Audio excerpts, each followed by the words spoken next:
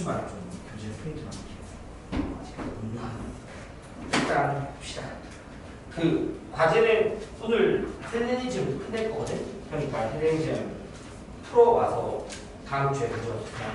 그리고 처음 본 사람은 있으니까 내가 이따가 쉬는 시간에 다시 한번 말해줄게. 과제. 그리고 오늘 할 게 이제 헬레니즘 100페이지. 헬레니즘이고 아마 학교에서 이제 좀 배웠으니까 헬레니즘에 에피크로스랑 스토아의 공통점이 좀 많이 중요해. 그 공통점은 이따가 한 번에 더 종합하기로 하고 일단 먼저 얘들아 먼저 제일 먼저 기억해야겠다.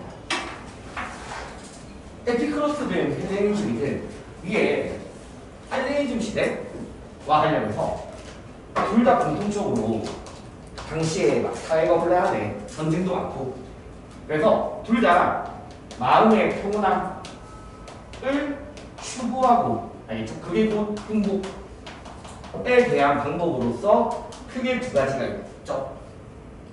마음의 평온함 및 행복을 추구하기 위한 방법으로서 처음 배울 에피크로스는 쾌락을 통해서 행복을 추구한다면 스토아 같은 경우에는 뭐 사상가는 여러 명 있지만 일단 스토아 같은 경우에는 금욕적인 삶을 통해서 마음의 평온함 또는 행복을 추구한다 라는 거 일단 제일 먼저 기억해야 되고 그 다음에 이제 하나 에피크로스부터 봅시다. 자, 에피크로스 같은 경우에는 일단 쾌락주의인데 이 쾌락주의 관련해서 나오는 표현이 있어. 인간이 봐봐. 누구나 쾌락을 추구하거나 고통을 회피하고자 하는 뭘 가지고 있냐면 본성 또는 경향성이라는 걸 가져. 이걸 본성 또는 경향성이라고 부르거든. 근데 에피크로스는 우리가 앞에서 배웠던 고대 그리스와 달리 쾌락을 선이라고 보고 고통을 악이라고 봐. 그럼 이거에서 나오는 도기가 뭐냐면 선과 악이라는 도덕이 뭐로부터 비롯되냐면 인간의 본성 또는 경향성에서 비롯된다. 이런 식의 글을 쓸 수 있어. 알겠죠? 선악이라는 도덕의 원리는 인간의 본성에서 비롯된다. 이번에 시험범위 어디까지 하니까 아직 안 나왔지. 짧아서 만약에 궁리주의를 나중에 배운다면 또 겹치거든 이 사람들이. 일단 쾌락주의로서 도덕의 원리는 본성에서 비롯돼. 근데 엄청 중요한 게 있어. 이 왼쪽에다가 아예 적어버려. 쾌락이 그 자체로는 선이야.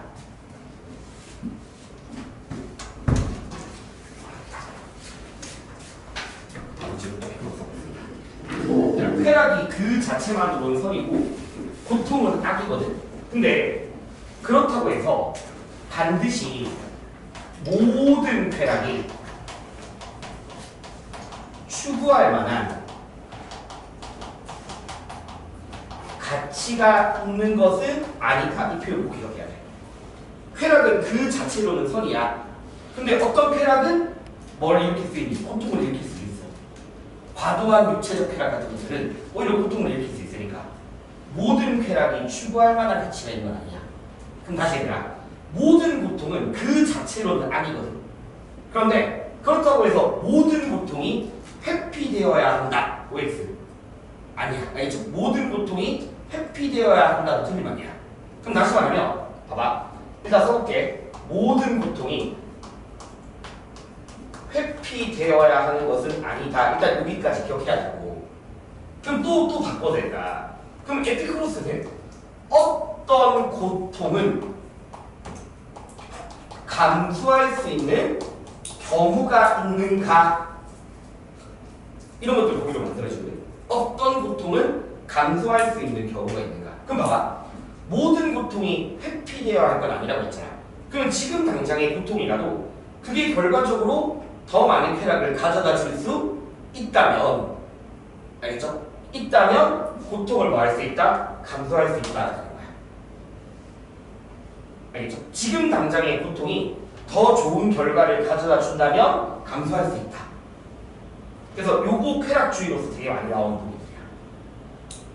쾌락주의 관련해서. 자, 근데 우리가 에피크로스를 또 중요한 게 그냥 쾌락주의로 안 부르고 소극적 쾌락주의라고 부르죠. 그러면 소극적 쾌락주의라는 거는 일단 머릿속으로 이 사람들은 쾌락은 플러스야. 고통은 마이너스야. 맞죠? 플러스랑 마이너스야. 근데 플러스 값을 늘리는 게 아니라 마이너스가 되는 거 없애는 거야. 마이너스가 되는 거예요. 그러면 소극적 쾌락주의는 자 중요한 거는 이거 쾌락을 적극적으로 추구하기보다 알겠죠? 플러스를 더 늘린다기보다 더 중요한 표현 마이너스가 없어야 돼. 마이너스가.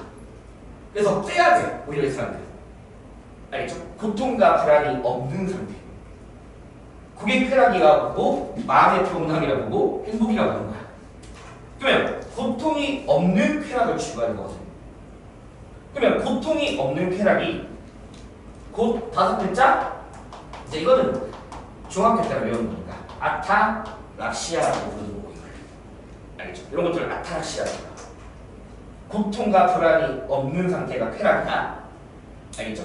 그러면 다시 얘들아, 고통이나 불안이 제거된 게 그게 곧 이들이 바라보는 쾌락이거든. 쾌락.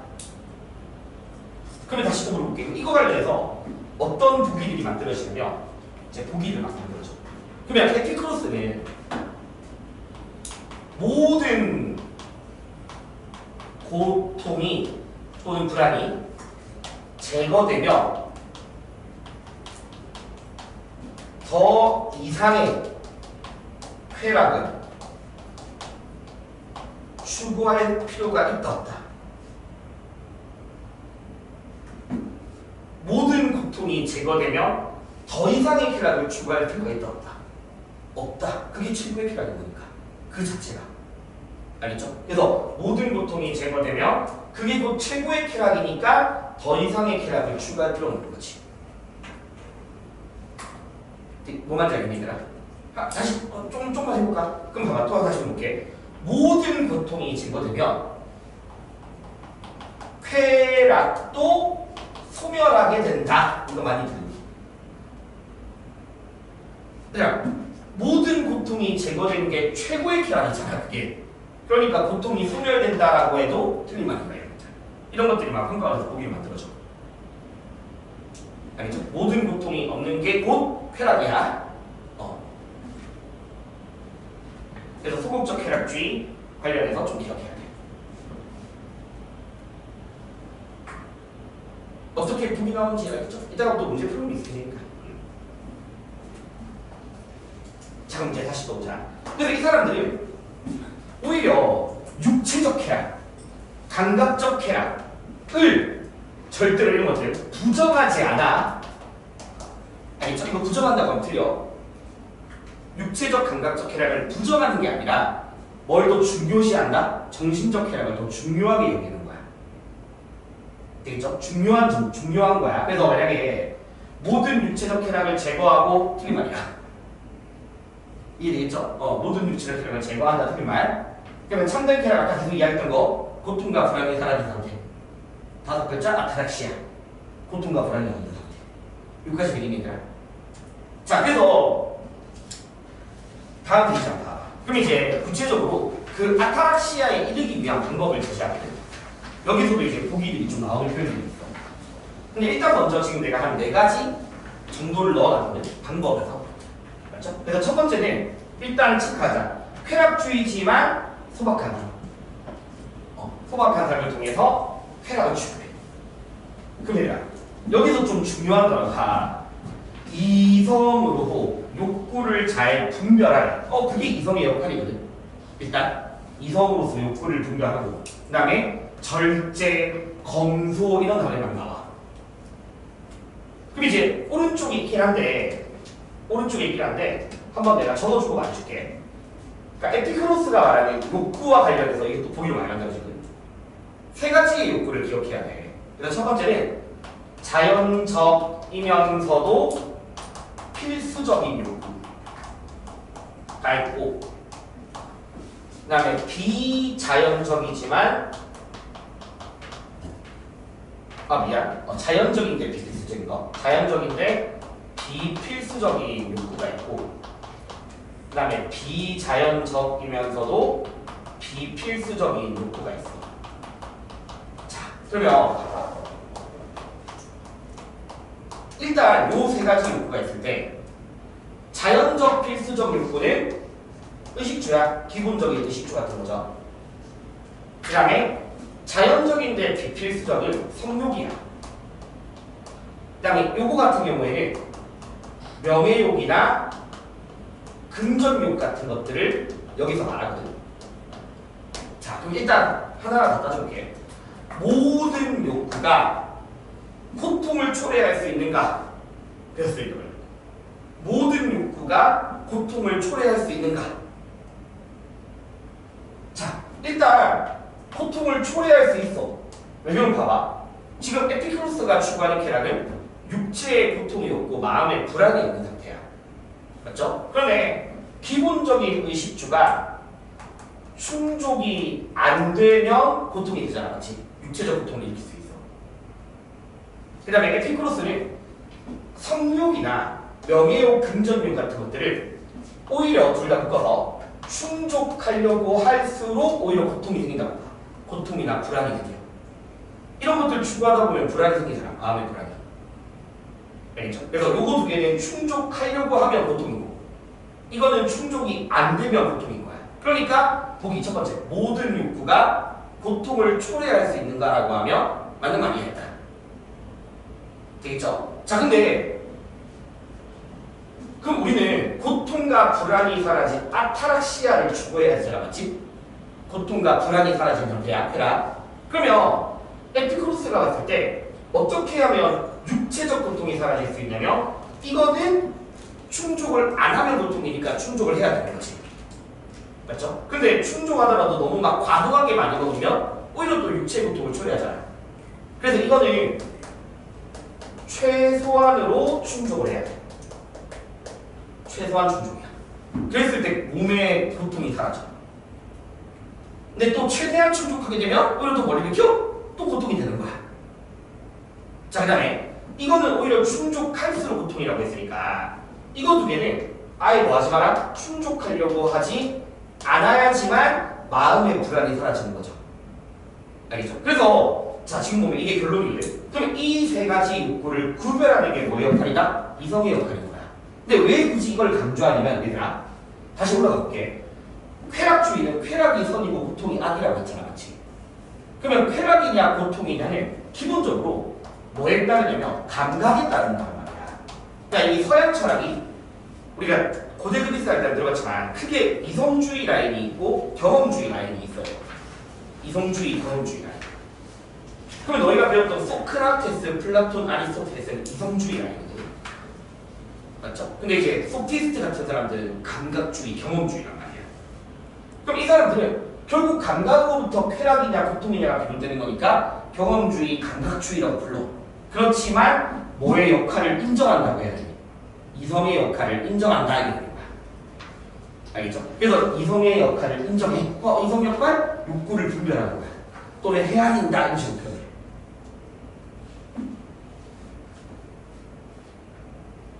근데 결론적으로 봤을 때 의식주는 최소한 충족해야 돼. 이거는 아예 충족하지 않아야 되는 거니까 절제, 검소 이런 애들을 쓰는 거지. 그래서 에피쿠로스 제시문에서 막 어떤 식의 표현이 나오냐면 빵 한 조각, 물 한 모금만으로도 고통이 사라진다면 그게 바로 최고의 쾌락이다. 이런 식의 제시문이 나오면 에피쿠로스의 입장이다 라고 해줘야 돼. 빵 한 조각, 물 한 모금.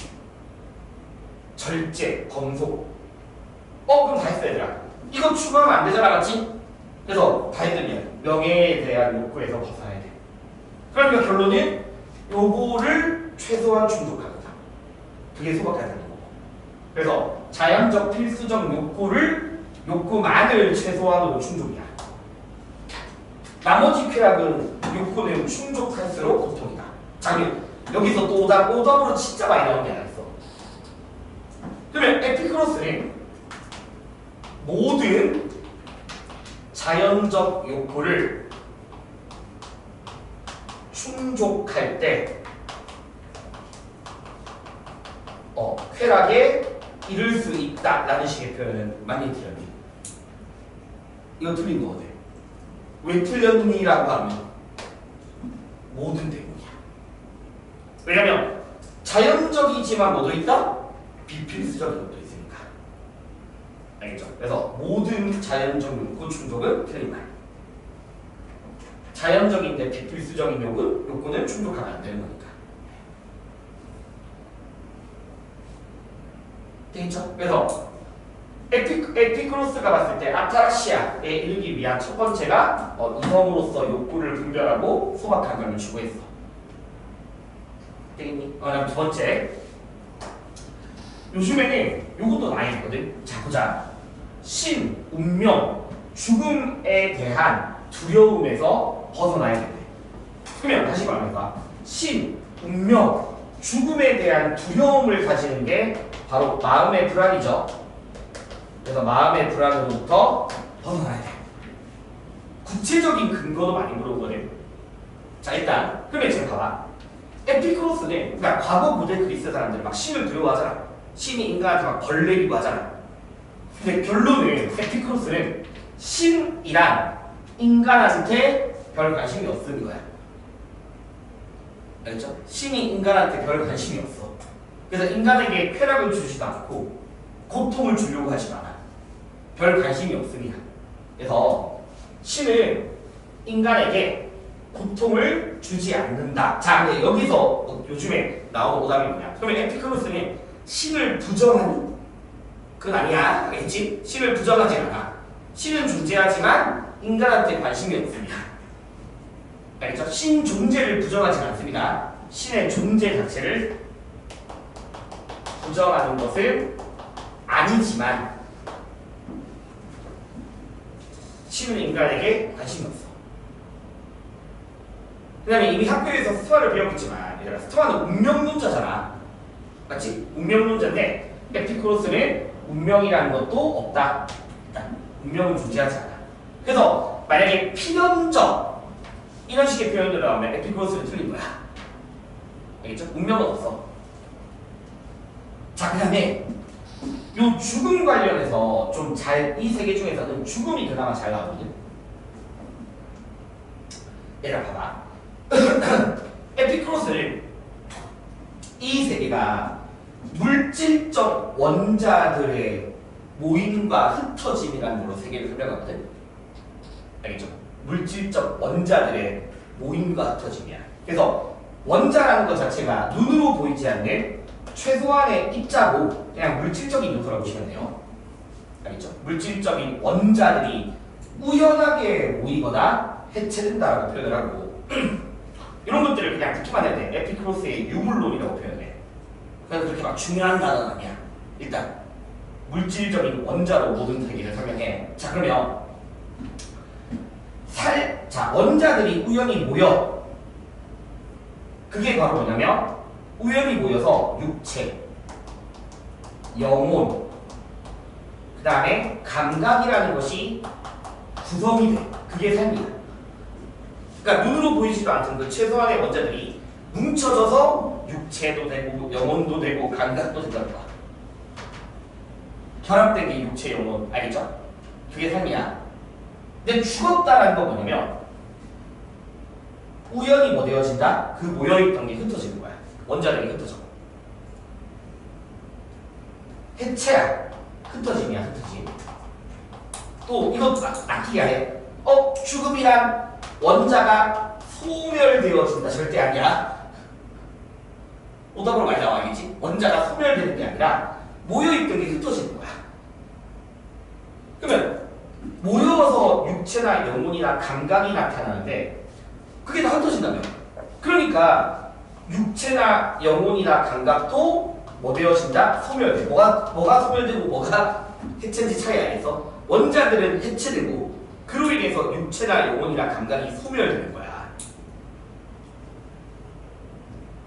단어 되게 낚이기 좋지. 알겠죠? 소멸되는 거야. 자, 그러면 당시의 사람들은 지금 삶이 너무 힘드니까 오히려 죽음 이유를 막 열받아하는 사람도 존재할 수 있고 아니면 죽음을 되게 두렵고 고통이고 악으로 여기는 사람도 있었대.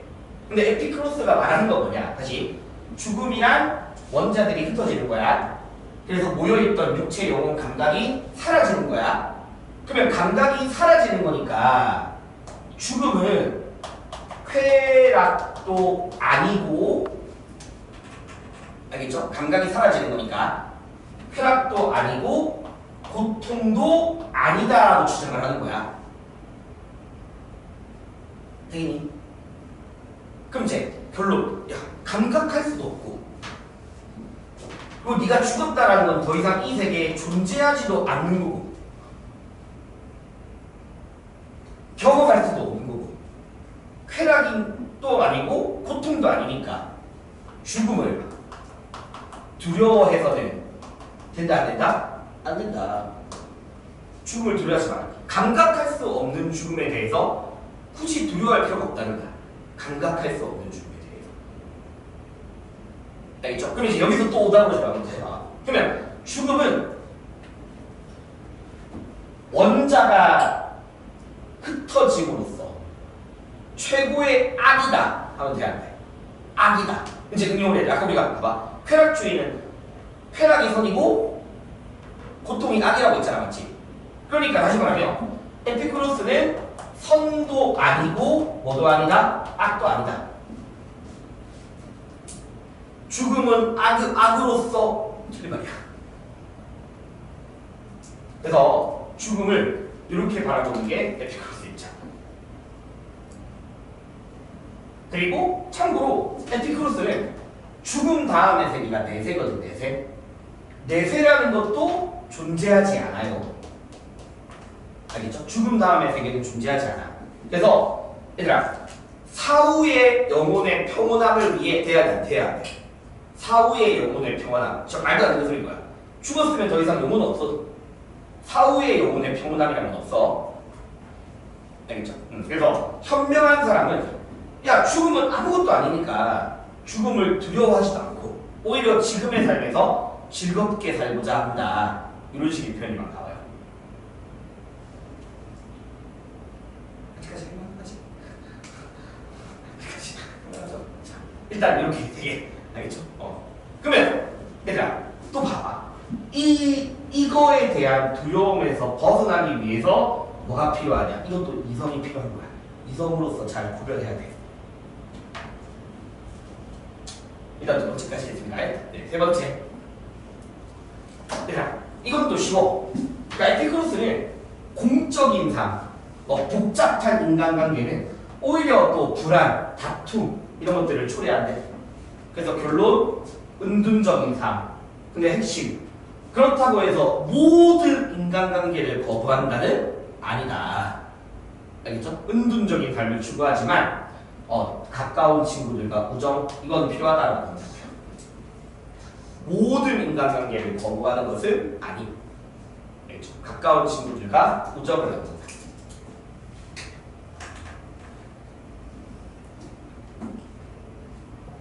마지막. 자, 이제 정의로운 삶이라는 게 있는데 왼쪽에 나오긴 하는데 그냥 써버릴게. 그냥 정의라는 거는 서로 간에 해치지 않겠다라는 약속, 협정 같은 거야. 이게 정의의 뜻이야. 에피쿠로스가 말하는 정의의 뜻. 서로 간에 해치지 말자라는 약속이야. 그러니까 지금 어쨌든 사회가 혼란했잖아. 맞죠? 그래서 전쟁, 혼란으로부터 벗어나서 이런 약속을 통해서 쾌락, 마음의 평온함을 추구하고 살아야 돼. 쾌락이나 마음의 평온함. 근데 자 이거는 내가 좀 이렇게 잡아봐. 정의는 쾌락을 위한 수단만의 가치다. 본래적 가치가 아니다. 잠깐 이 말은 뭐냐? 얘들아 이제 여기서 좀 중요한 게 있어야 돼. 또 에피쿠로스 입장에서 있잖아. 오른쪽에서 에피쿠로스 입장에서 쾌락주의, 쾌락이 목적이거든. 쾌락이 목적이며 덕은 일단 덕은 쾌락을 위한 뭐에 불과하냐면 수단이다. 일단 덕은 쾌락을 위한 수단이야. 알겠죠? 그러면 정의라는 것도 일종의 덕이잖아. 정의라는 것도 덕이잖아. 그럼 다시 덕은요 그 자체만으로 가치가 있다 없다? 가치가 없어야 돼. 알겠죠? 덕이 그 자체만으로 가치가 있는 건 아니야. 그러면 덕이라는 거는 쾌락을 위한 수단인 거니까 그러면 덕은 쾌락을 제공시에 할 때 그때 가치가 있는 거야. 됐죠? 그래서 에피쿠로스는 마지막 기야. 만약에 덕이 쾌락을 주지 않을 때, 덕이 만약에 쾌락을 주지 않아. 그러면 그 덕은 가치가 없잖아, 맞지? 쾌락을 주지 않으면 가치가 없는 거죠. 그때는 그 덕을 뭐 해라? 버려라. 버려라. 그럼 다시 덕은 쾌락을 위한 거야. 알겠죠? 덕은 쾌락을 위한 거야. 그러니까 정이라는 것도 덕이니까 쾌락을 위한 수단으로서의 가치다. 그 자체로 가치가 있는 건 아니야. 본래적 가치가 있는 건 아니야. 자, 그럼 다시 물어볼게. 자, 그럼 이거 이제 활용해서 다시 한번 해볼게. 이게 또 오답으로 보통 보기로 많이 나오는데, 자, 덕을 갖추면 행복할 수 있다. 맞나요? 덕을 갖추면 행복할 수 있다. 자세히 덕을 갖추면 행복할 수 있다. 덕이 꼭 쾌락은 아닌데, 덕 이꼴 쾌락은 아니잖아, 맞지? 근데 정이 지혜와 같은 덕을 갖추면 행복할 수 있다, 없다? 있다. 맞는 말인 거야. 다시 얘들아, 덕에 한 번 더. 예를 들어서 지혜나 절제 같은 것들이, 절제나 정의 같은 것들이 덕이잖아. 알겠죠? 요게 덕이면 요걸 갖추면 행복할 수 있는가? 행복할 수 있지. 다만 덕 이꼴 행복은 아니라고. 덕 이꼴 쾌락은 아니라고. 덕이랑 쾌락이랑 같은 건 아니지만 덕을 갖추면 행복할 수 있는 거야. 그럼 더 반대로 물어볼게. 얘들아, 쾌락, 행복한 사람은 덕을 갖춘 사람이다. 두 개야, 같이. 행복한 사람은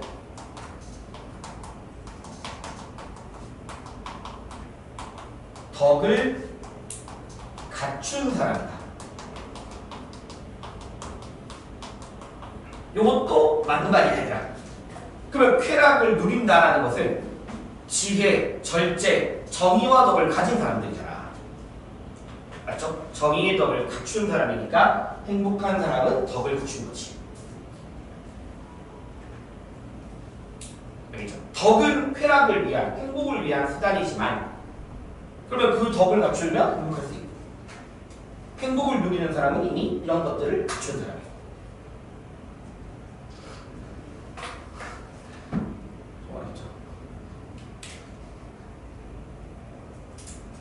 이렇게 기억해야 됩니다.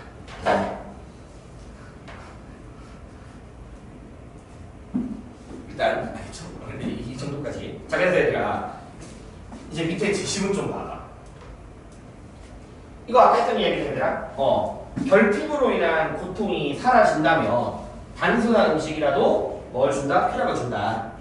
맞죠? 단순한 음식이라도 쾌락을 주고요. 자, 그 다음에 에피쿠로스한테 엄청 잘 나오는 표현이 있어. 이거 그냥 진짜 중요하니까 기억해라.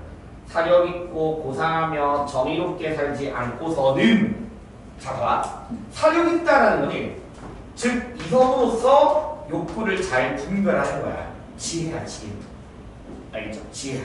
그럼 봐봐, 지혜, 고상함, 정의로움 다 덕이잖아.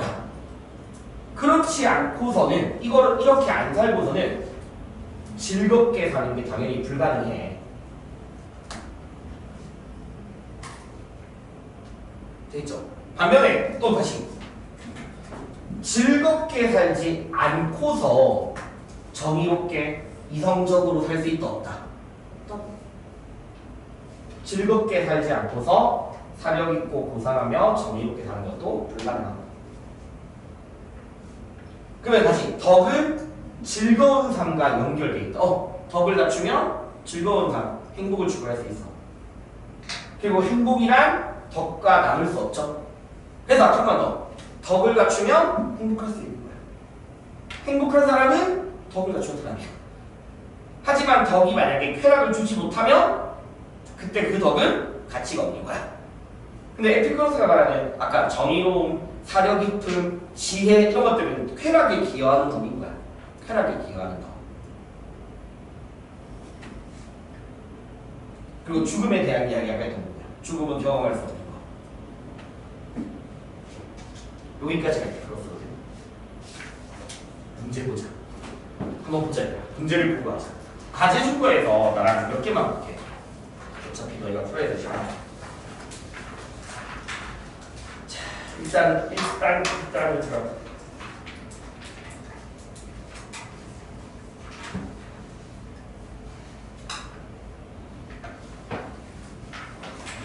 (13페이지에) 35번 한번 해볼래? 지금은 뭐 좀 봐도 되니까 35번.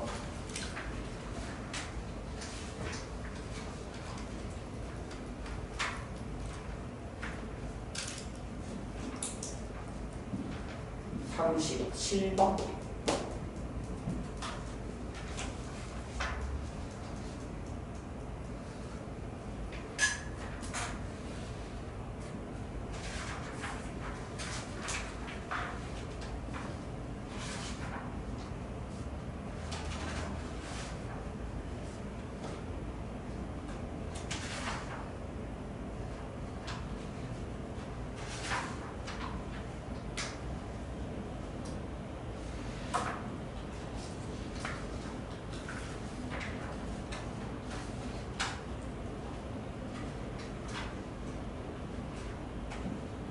11번 이렇게 해놔야 되나? 이거.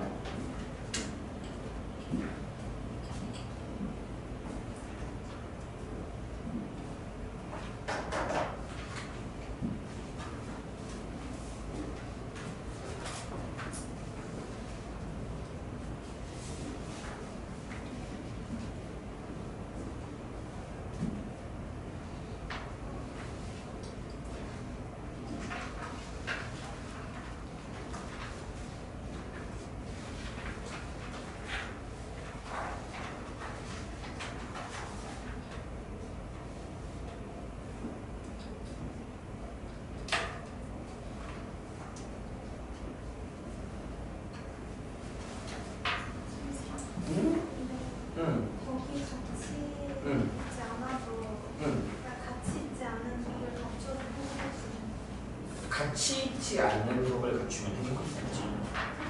그러니까 기본적으로 아까 지혜나 용기나 절제, 정의 같은 것들은 행복 또는 쾌락에 기여할 수 있는 덕인 거야.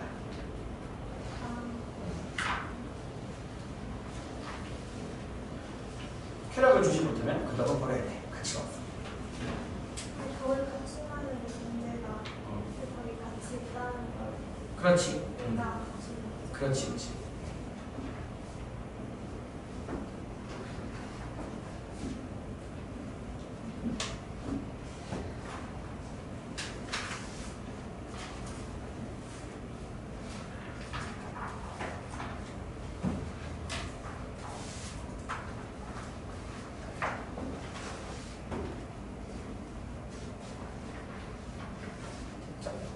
그래서 얘들아 11번 보자. 쾌락이 목적이다라고 이야기했고요. 그리고 4번에서는 아타락시아에 대한 뜻이 나왔지. 아타락시아. 몸의 고통이 없고 마음의 불안이 없는데. 그러면 1번 아니잖아. 복수하잖아. 명예와 권력은 머릿속에 떠올려야 돼. 무슨 욕구이냐? 비자연적이고 비필수적이다. 맞지? 비자연적 비필수적인 거야. 그러니까 1번을 틀리고 2번은 쉽죠? 아까 우리 에피쿠로스는 조그만한 공동체에서 친구들과 우정을 나누는 사람으로 이야기했으니까 이건 어렵잖아. 모든 인간관계를 버리는 건 아니고 3번 아니잖아. 맞지? 제가 아까 금전욕 같은 것들도 비자연적이고 비필수적인 욕구라고 이야기했으니까 4번 자, 뭐 하지 말고? 죽음을 뭐 하지 마라? 두려워하지 마라. 알겠죠? 죽음을 두려워하지 마라. 그리고 신한테 의지하라고 이야기하지 마. 알겠지? 신에게 의지하는 것도 아니야. 답은 5번이 나왔죠? 필수적이지 않은 욕구 충족을 멀리 해야 된다. 답은 5번이고요. 자, 그 다음에 35번. 자, 마찬가지로 얘들아, 육체의 고통이 없고 불안이 없는 평온함이 목적이다. 근데 얘들아, 요 제시문에서 해야 될 이야기 한 네 번째 줄 봐봐. 각각의 쾌락을 모두 선택하시면 안 돼. 어떤 쾌락으로부터 오히려 더 많은 불편함이 있다면 그런 쾌락을 흘려보내는데, 그러니까 아까도 말씀드렸듯이 쾌락은 그 자체로는 선이야. 그렇지만 모든 쾌락이 추구할 만한 가치가 있는 것은 아니야. 알겠죠? 그 말하는 거야 지금. 모든 쾌락이 추구할 만한 가치가 있는 건 아니야. 또 이 얘기 나오네. 고통을 견뎌낼 때 장기적으로 더 큰 쾌락이 있다면 그 고통이 낫다고 본다. 얘들아, 그래서 이것도 다 줄여서 에피크로스, 고통을 감수할 수 있는가? 라고 하고 OS. O. 알겠죠? 고통을 감수할 수 있는가? 맞는 말이야. 그러니까 조건이 있는 거야. 알겠죠? 더 많은 쾌락을 가져다 줄때. 이게 왜 그럴 수밖에 없냐면, 얘들아, 너희가 이번에 공리주의까지 나갈지 모르겠지만 이런 쾌락주의는 기본적으로 나한테 쾌락이냐 고통이냐를 가지고서 선악을 판단하잖아. 그러면 쾌락이냐 고통이냐는 결국 그 행동의 결과를 통해서 알 수 있는 거거든. 결과를 통해서. 그래서 쾌락주의는 결과주의 윤리고요. 결과주의 윤리는 항상 조건적인 게 붙어. 조건적인 게 붙어. 무조건적인 건 아니야. 그래서 아까 그랬잖아. 지금 나한테 쾌락이지만 고통이 될 수 있는 거야. 고통은 악인데 고통이 견뎌내야 될 경우도 있는 거야. 항상 조건적인 좀 경우를 이야기하고. 기억 매트리트 알겠죠? 아까 자연적인데 뭐도 있다? 비필수적인 것도 있다. 알겠죠? 그러니까 그건 충족하면 안 되는 거니까 기억은 틀렸고. 이유 맞잖아. 공적인 삶은 추구하지 않아요. 근데 서로 피해 안 주고자 하는 정의로운 삶을 추구하잖아, 맞지? 그래서 맞는 말이야. 자, 그러면 이제 3번 보자. 본성과 상관없는 믿음에 따르는 욕구를 경계하자. 자, 어쨌든 에피크로스가 바라보는 본성은 뭐다? 쾌락이야. 맞죠? 쾌락이야. 그러면 쾌락과 무관한 욕구는 당연히 뭐 해야 돼? 경계해야지. 당연히 얘기잖아. 알겠죠? 쾌락주의자들이니까. 인간의 본성이 쾌락을 추구하는 거니까 쾌락이랑 전혀 관련 없는 욕구는 경계해야 되는 거야. 이제 알겠지? 얘들아, 또 지금 그대로 보기 활용한 거잖아. 반드시 추구할 만한 것은 아니다. 그렇게 제시문 그대로 나와요. 이걸 맞는 말이죠? 네. 다음 5번. 자, 그 다음에 37번 마무리해볼게. 마찬가지로 금방 했던 다 제시문이야. 에피크로스의 표현이고. 1번 뭐가 틀렸니? 공적인 삶 틀렸다 맞지? 바로 공적인 삶에서 X. 물론 경험주의고 쾌락주의자지만 뭐의 역할을 강조한다? 이성의 역할을 강조하고 있죠. 욕구를 잘 분별해야 돼. 자, 그 다음에 3번. 얘들아, 덕은 말도 안 되잖아, 그치? 결국 정의냐 지혜냐도 쾌락에 기여할 때 가치가 있는 거야. 쾌락에 기여할 때 가치가 있으니까 그 자체로서의 가치 또는 내재적 가치, 본래적 가치 다 같은 말이거든. 내재적 가치, 본래적 가치라는 말은 틀린 거야. 답은 5번이 나왔죠? 뭔가 마음의 고통이 사라진 상태.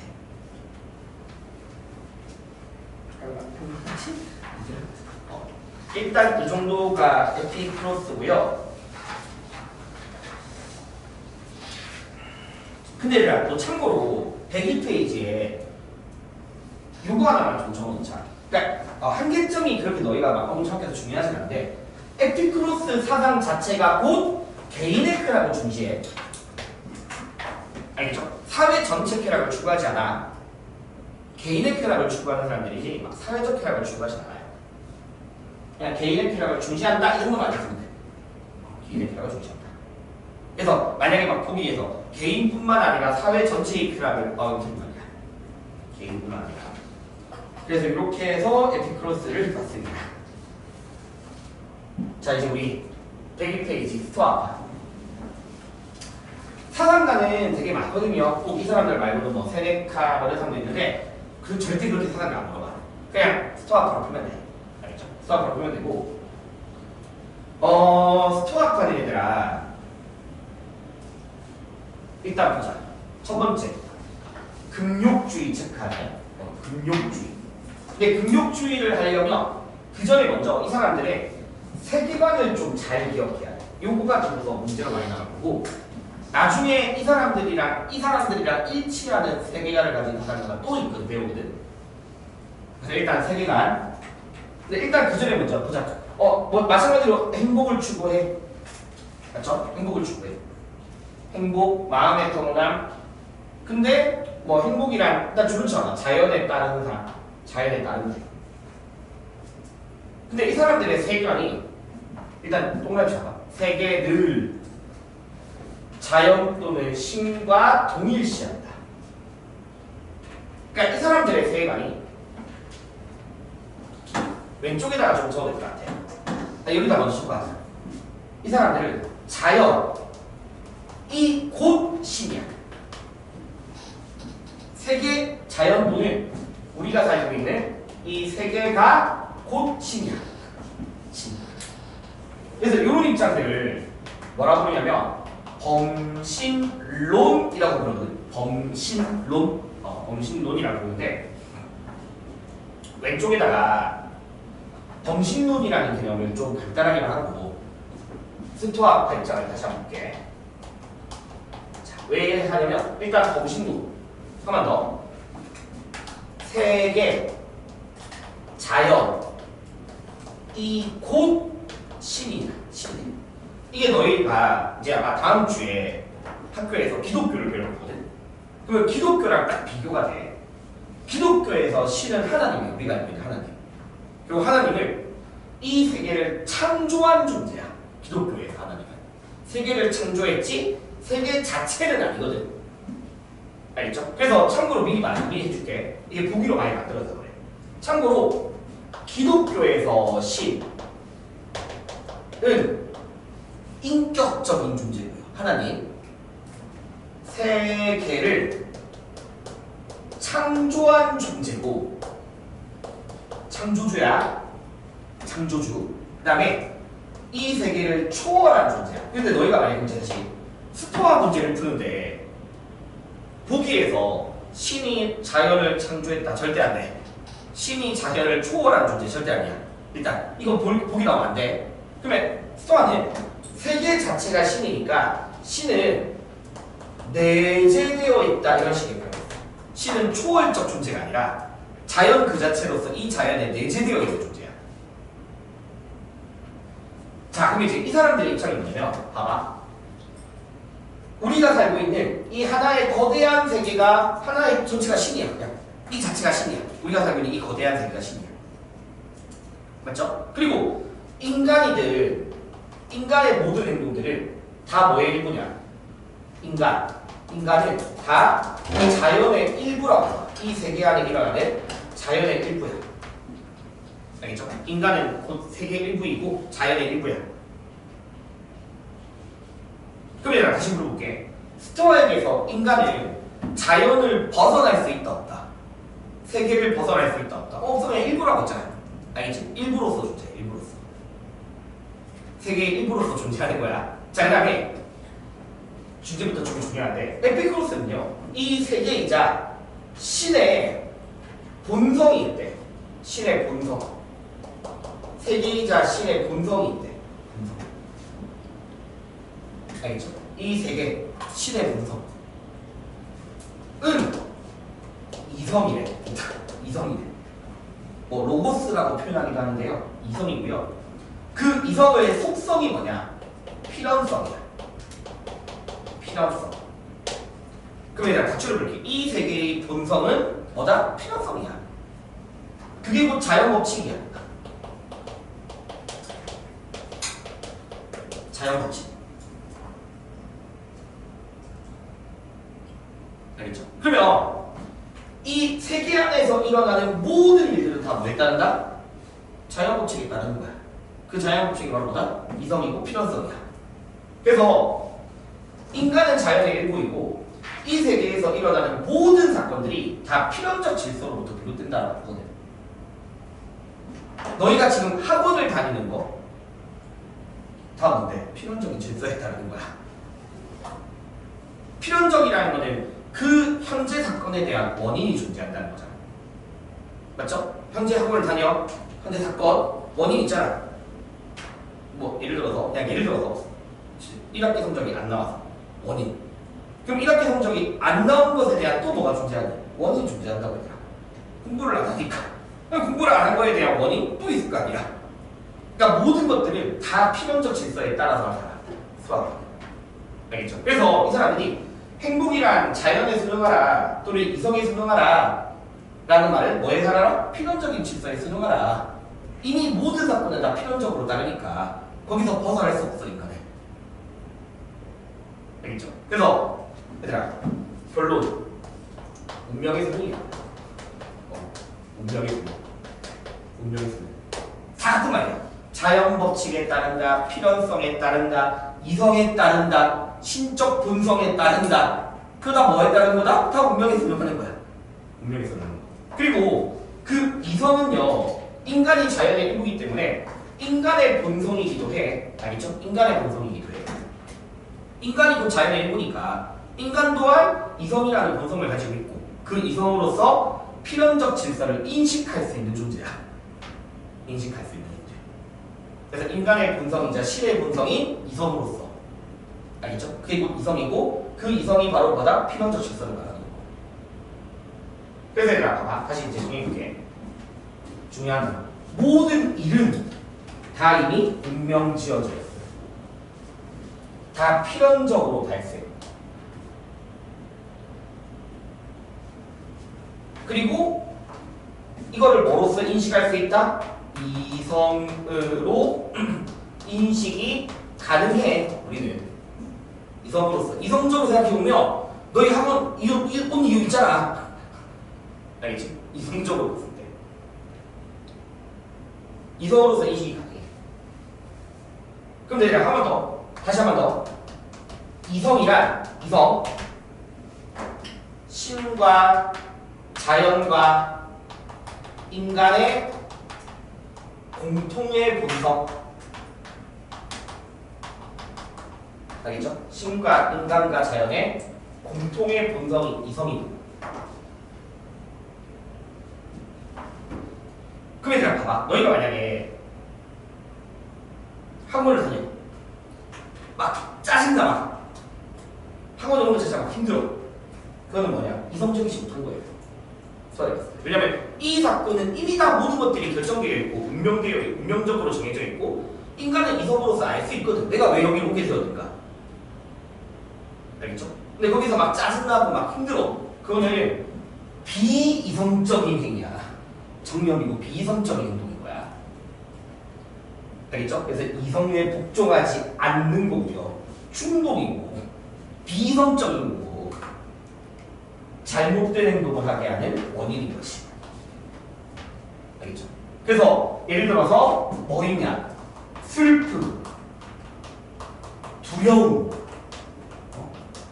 이런 것들, 곧 분노 이런 것들 있잖아. 이런 것들 전부 다 비이성적인 거야. 그래서 얘들아 이 사람들은 저런 정념으로부터 벗어난 삶, 알겠죠? 정념과 욕구로부터 벗어난 이성에 순응하는 삶. 그래서 무슨 주의가 부르냐면 금욕주의라고 부르는 거야. 정념과 욕구라는 거에서 벗어나서. 알겠죠? 필연적 질서와 이성에 순응하는 삶. 그게 금욕주의야. 금욕주의. 그런데 그게 가능한 이유가 그러니까 그 배경이 범신론을 주장하고 범신론에 따라서 이 세계이자 신이자 자연의 본성이 바로 필연적 질서고. 알겠죠? 인간은 자연의 일부로서 자연에 나타나 모든 것들이 다 결정되어 있고 나타나는 모든 것들. 조금만 끌었다 합시다. 그럼 이제 구체적으로 어떻게 살아야 된다고 해야 되거든. 조금만 끌었다 할게. 너무 춥지?